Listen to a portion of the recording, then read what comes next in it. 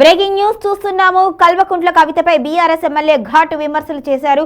కేటీఆర్ అరెస్టుకు రేవంత్ రెడ్డితో కలిసి కుట్ర పన్నుతోంది అంటూ కూడా ఆరోపణలు చేశారు. ఇక కేసీఆర్ పరువుని, పార్టీ పరువును తీసేందుకు కవిత ప్రయత్నిస్తుంది అంటూ కూడా తీవ్ర ఆరోపణలు చేశారు. జనంబాటలో ఎమ్మెల్సీ కవిత వ్యాఖ్యలపై కూకట్పల్లి ఎమ్మెల్యే కృష్ణారావు తీవ్రంగా స్పందించారు. నీలాంటి వాళ్లను చూసి మేము భయపడము అంటూ కూడా ఆయన అన్నారు. నువ్వు వస్తావు అంటే భయపడతారా అంటూ ప్రశ్నించారు. ఇకనైనా జనం కోసం పనిచేయి. హరీష్ రావుని పార్టీ నుంచి వెళ్లగొట్టి కేటీఆర్ అరెస్టుకు రేవంత్ రెడ్డితో కలిసి ప్లాన్ చేశావు అంటూ ఆరోపణలు గుప్పించారు. నీ భర్త తెలంగాణలో భూములు కబ్జా చేస్తున్నాడు అని అన్నారు. ఇక హైదరాబాద్ ఎమ్మెల్యేలపై మాట్లాడే నైతిక అర్హత నీకు లేదు అన్నారు. కేసీఆర్ ను పార్టీ పరువును తీస్తున్నావు అంటూగా ఘాటు వ్యాఖ్యలు చేశారు. మాట్లాడు చరిత్ర వేసుకొని 4 బండ్లు వేసుకొని 4 పిల్లల్ని వేసుకొని తిరిగి రౌడీజం చేసుకుంటా మేము వస్తున్న భయపడతారు. నీ హాస్పిటల్ కుక్కలు కుక్కడపల్ల కుక్కలు అని తిరిగిపోతూనే ఉంటాయి, వచ్చి తిరుగుతూనే ఉంటాయి, పోతూనే ఉంటాయి. మా ప్రజలు మాకు దేవుళ్ళు, మా ప్రజల పక్షాన ఉంటాం, ప్రజలనే ఉంటాం. 6 గంటలు వేస్తాం, ప్రజలకు ఏం కావాలో చేస్తాం. ఇప్పుడు గవర్నమెంట్ కాంగ్రెస్ గవర్నమెంట్ ఉంది. నువ్వు కాంగ్రెస్ గురించి మాట్లాడకుండా వచ్చి టీఆర్ఎస్ పార్టీలో తిరిగితే, టీఆర్ఎస్ ఎమ్మెల్యేలు తిరిగితే, నీకు చిత్త శుద్ధి ఉంటే, నువ్వు తెలంగాణ బిడ్డ అని చెప్పుకుంటే, నిజంగా కేసీఆర్ బిడ్డను అనుకుంటే నువ్వు పోయి స్పీకర్ దగ్గర మన చైర్మన్ దగ్గరకు పోయి నువ్వు డైరెక్ట్ డిస్క్వాలిఫై చేసుకో. లెటర్ పంపిస్తారు ఆయన, నీకే తెలియదు అనుకుంటున్నావా? లెటర్ పంపిస్తే డిస్క్వాల్ గారు ఎమ్మెల్సీ ఒరిజినల్గా డైరెక్ట్ పోయి లెటర్ ఇచ్చి డిస్క్వాలిఫై చేసుకుంటారు.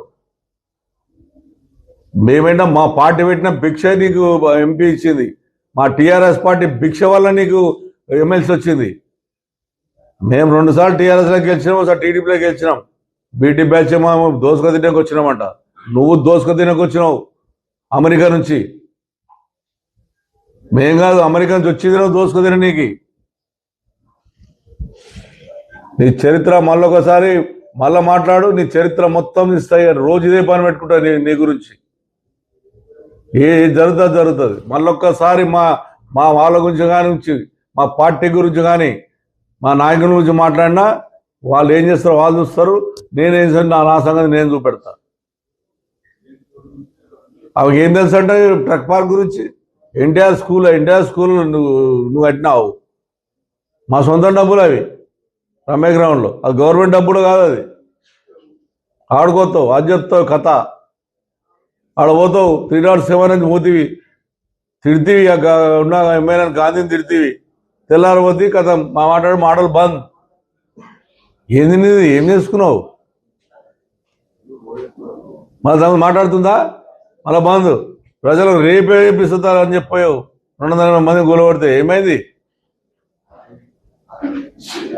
ఖచ్చితంగా నీ మీద పోరాడతా. నువ్వు చేసిన కబ్జాలు, హైదరాబాద్ ఉన్నటువంటి ల్యాండ్లు ఎక్కడెక్కడ ఉన్నాయో దాని మీద తీపిస్తా.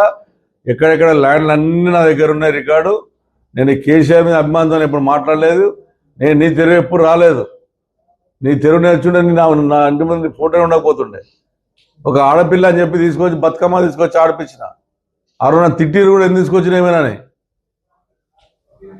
ఊర్లో ఆడనీళ్ళు ఏమైనా ఆడనేపోతే నన్ను బదిలాడు ఆడిపించిన. ఒక ఆడపిల్ల మెచ్చుకుంటుందా నేను ఇలా తెలంగాణలో? పైసలు ఇచ్చుకుంటా, 500 300 ఇచ్చుకుంటా, ఎంబడి తెంపుకుంటా, జిందాబాద్లు కొట్టిపించుకుంటా. 5 నగర్